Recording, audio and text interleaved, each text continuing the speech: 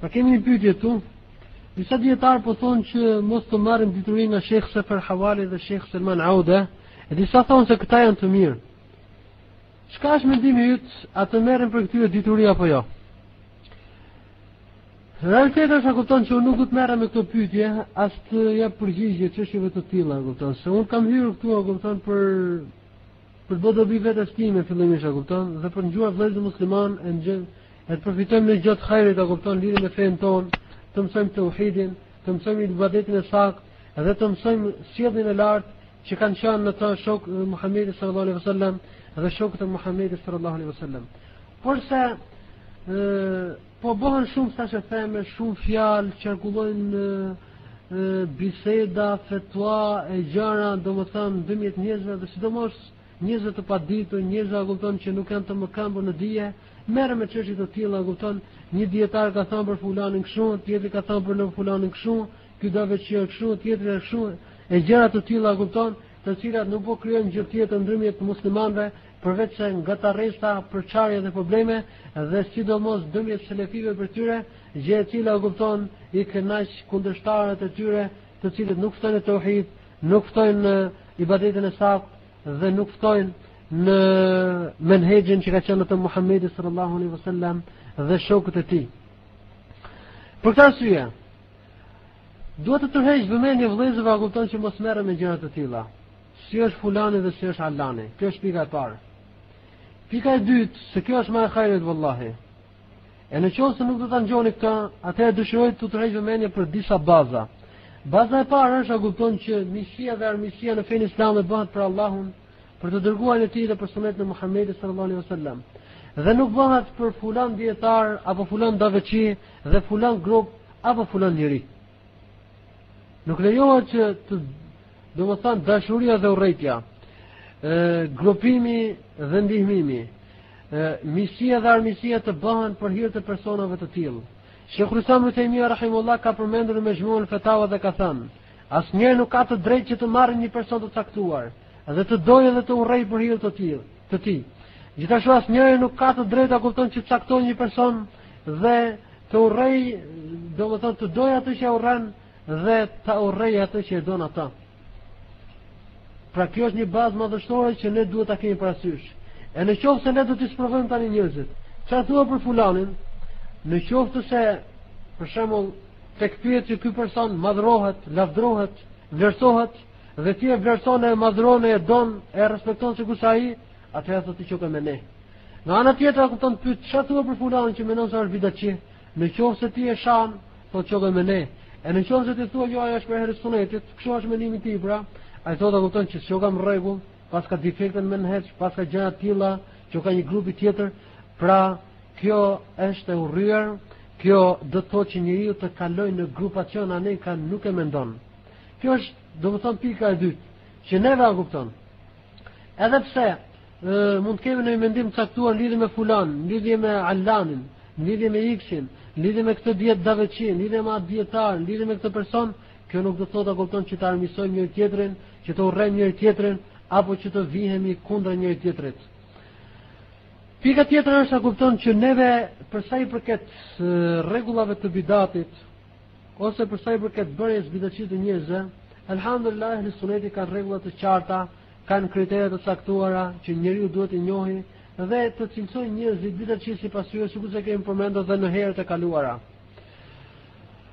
Fakti që ne mbiem dakord në baza dhe në rregulla nuk do të thotë që të biem dakord me çdo person, sepse për sa i përket personave të caktuar, kjo do të thotë kupton zbritja e rregullit dhe e ligjit apo e dispozitës në lidhje me një person të caktuar. Gjykimi ndër një person të caktuar është detyrë daveçi, është dietarëve apo daveçive apo gjykatëve, pra njerëzve të aftë që njohin rregullat, kriteret dhe bazat që ka vendosur ehli suneti. Megjithatë, qoftë edhe daveçit, qoftë edhe gjykatësit në lidhje me personat të caktuar mund të kenë mosmarrveshje ndërmjet tyre. Njëri mendon kupton që fulani meriton kështu, tjetri thotë jo nuk meriton kështu. Për shembull, unë mendoj kupton që fulani është shafir, se mendoj që janë plotësuar kurset, janë eliminuar pengesat. Tjetri thotë jo, nuk është ashtu. Megjithëse ne bazat dhe rregullat në lidhje me tekfirin i kemi të njëjta, por për sa i përket zbatimit të tyre në lidhje me personat të caktuar mund të kemi mosmarrveshje. Pra kjo është ajo që quhet tek dietar tahqiqul menat. Tahqiqul menat al-hukm. Këtu mund të kesh mosmarrveshje në përcaktimin e saj. Fakti që mund të kemi mosmarrveshje në lidhje me fulan dhe Allah nuk do të thotë që bëhemi kundra njëri tjetrit. Pra kjo është një çështje që ne duhet ta kemi parasysh. Dhe e pesta është se duhet të largohemi nga imitimi i verbër. Realiteti është që po vërej njerëz të cilët mendojnë se janë larguar nga medhebizmi, por kanë rënë në një fanatizëm medhebist më të shëmtuar që kanë qenë ata Shafit, Hanefit, Malikit dhe Hanbelit. Po kthejnë sulmin dhe kundërvendjen në mes tyre. Po ngrenë grupacione, po shajnë njëri tjetrin, po poshtrojnë njëri tjetrin. Dhe po merren me thashetane, po përgënjojnë njëri tjetrin, ma keq se ç'kan qenë, domethënë para disa shekujsh. Domethënë, edhe sikur se ekzistojnë të sot kupton ndërmjet Shafive, Hanefive, Malikive, Hanbelive, të cilët sulmojnë njëri tjetrin dhe me fanatizëm mbrojnë dietarët e tyre. Ne madhrojmë Imam Malikun, e madhrojmë Imam Shafi'in, i vlerësojmë ata, por se nuk ja lejojmë asnjëri që të bëhet fanatik në senet e tyre. Megjithëse ka njerëz që pretendojnë se janë ndarë nga fanatizmi, por se po bëjnë fanatizëm jo në Imam Shafi'in, jo në Imam Malik ibn Anas, jo në Ahmed ibn Hanbal, jo në Abu Bekr Siddiq dhe Umar ibn Khattab, por se po bëjnë fanatizëm në fulan dhe në alan për njerëz të cilët janë të përfolur. Njëri ka lavdruar, tjetri ka shar, tjetri thotë kështu, tjetri thotë ashtu. Pa nuk lejohet që ne të bëhemi fanatik në mendimet e tyre, në senet e tyre. Unë po dëgjoj njerëz sot të cilët nuk dinë gjë tjetër veç se ka thënë fulan dietar, ka thënë fulan dietar, ka thënë fulani dhe ka thënë allani. Vëllezër musliman, ne i vlerësojmë dietarët, ne i pyesim ata, ne marrim për tyre sepse kështu jemi urdhëruar, por ne domethënë nuk i ngrejmë thëniet e tyre në gradën e hadithit të profetit. Unë kam vërejtë njerëz të cilët kanë përmendur hadithin e profetit sallallahu alaihi wasallam dhe më thonë mu ka thënë fulani dhe ka thënë allani. Është transmetuar nga Abdullah ibn Abbas radhiyallahu anhu se ai ka thënë: "Yushiku an tanzila alayhim hijaratu min as-sama', aqulu lahum qala Allah wa qala rasuluhu wa yaquluna li qala Abu Bakr wa qala Umar." Është afruar koha që domethënë gati sa nuk po bim mbi ta gur nga qielli, u thënë ka thënë Allahu dhe ka thënë i dërguari i tij dhe më thonë mua ka thënë Abu Bekri dhe ka thënë Omeri.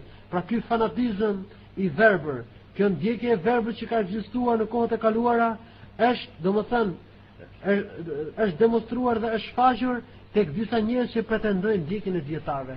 Pra janë kthyer në një fanatizëm që ata nuk janë duke e ndje fare. Pra unë i këshilloj ata që ti marrin thëniet e dietarëve, por jo domethënë në mënyrë të verbër, jo me fanatizëm. Sepse nuk ka qenë kjo rruga e dietarëve tanë. Dietarët tanë na kanë këshilluar që të largohemi nga fanatizmi, nga grupacionet, nga ndjekjet e thënieve, qofshin të sakta apo të pasakta. Madje ka disa njerëz që pretendojnë se janë nxënës të dijes dhe nuk kanë punë tjetër, veç se të merren na kupton me fulanin dhe me allanin. Edhe të diskutojnë na kupton fulan dave çik kështu, fulani ka thënë këtë kaset kështu, ky ka thënë këtë libër kështu, ky përkthen këtë kaset dhe ky ka përkthyer këtë libër kështu me radhë, kupton? Këto janë bisedat e tyre nëpër mezhise. Këto janë bisedat e tyre nëpër telefonata. Këto janë bisedat e tyre nëpër internet. Pra, unë mendoj kupton që këto veprime janë të dështuara. Dhe këta njerëz kanë dështuar në kërkimin e dijes, në afrimin e hajrit dhe mirësisë të umetit, në ftimin e umetit në tauhid dhe në hajër, në luftimin e bidatave dhe të risive dhe në rregullimin e sjelljes së muslimanëve dhe po merren me thashëtheme, me përgojimin e dietarëve dhe daveçive se ky është kështu e ky është ashtu. Kjo rrugë nuk ka dyshim që është e rrezikshme, prandaj këshilloj vëllezërit ta kuptojnë që mos merren me gjëra të tilla. Tek e funit ta kupton. Kthehemi tani ta kupton për sa i përket Seferit dhe Selmanit. Unë mendoj që këta janë njerëz për ehli sunetit. Dhe fakti që njëri është i ehli sunet nuk do të thotë që ai është i pagabushëm. Ai mund të ketë gabime, mund ta kenë kritikuar dietarët për gabimet që ka, por se unë mendoj që janë për ehli sunetit dhe kaq them kupton. Nëse në jo ka mendim që është bidatçia, është mendimi i tij, mund të ketë arsyet e tij. Unë këshilloj kupton që çështja shikohet më shumë me vëmendje. Por pse un kam këtë mendim dhe tjetri ka një mendim tjetër, kjo nuk do të thotë kupton që ne të përplasim me njëri tjetrin dhe të kundërvihemi kundra njëri tjetrit, sikur se u përmend pak më parë. Dhe do të them kupton mos jemi shumë në gurt nëse një dietar ka thënë kupton apo një daveçi ka thënë që janë bidatçi që detyrimisht që ata të jenë daveçi. Nga ana tjetër kupton do të them atyre që thonë se janë bidatçi, kush është argumenti i tyre? Argumenti i tyre do të thonë është kupton që ka thënë fulani, ka thënë allani, ka thënë ky dietar, ka thënë ky daveçi. Do të them kjo nuk është argument. Bittifaqi al-usuliyyin at-taqlid laysa dalil.